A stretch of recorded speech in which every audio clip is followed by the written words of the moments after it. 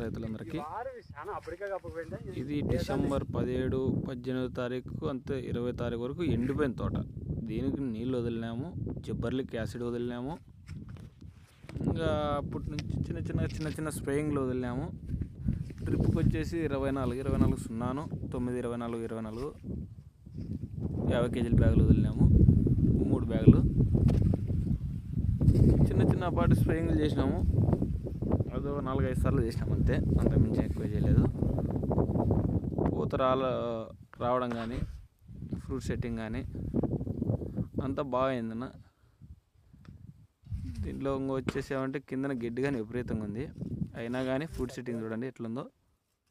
మొత్తం ఎన్ని వచ్చింటే అన్నట్లు దిగినాయి కాయలు అయితే.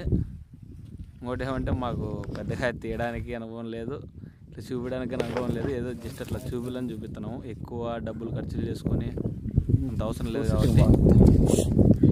అందరూ అంటుంటారు ఇదొక్కల్లా ఇగురులు వస్తాయి అని, ఏం లేదు. 24 సున్నాను 9 కానీ బాగానే వచ్చినాయి అన్నారు. దీనికి ఏందొస్తాయి ఇగురులు, చాలా ఎండిపోయింది ఎత్తేసి ఏదన్నా వేసుకోండి అన్నారు.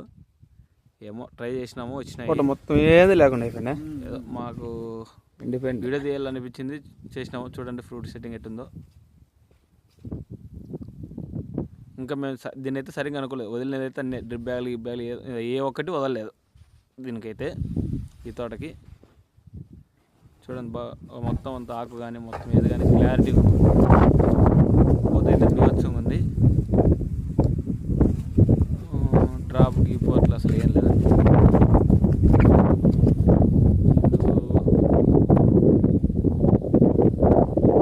చూడండి కొద్దిగా వాటర్ సర్క్యులేషన్ లేదు, బాగాలేదు. వాటర్ సర్క్యులేషన్ అంతా బాగా బ్రహ్మాండంగా ఉంది. ఫ్రూట్ సెట్టింగ్ చూడండి పైన ఎట్లుందో చూడండి. మా అన్నకైతే పెద్ద సంతోషమైంది, అట్లేమైంది బాగా సంతోషపడుతున్నాడు.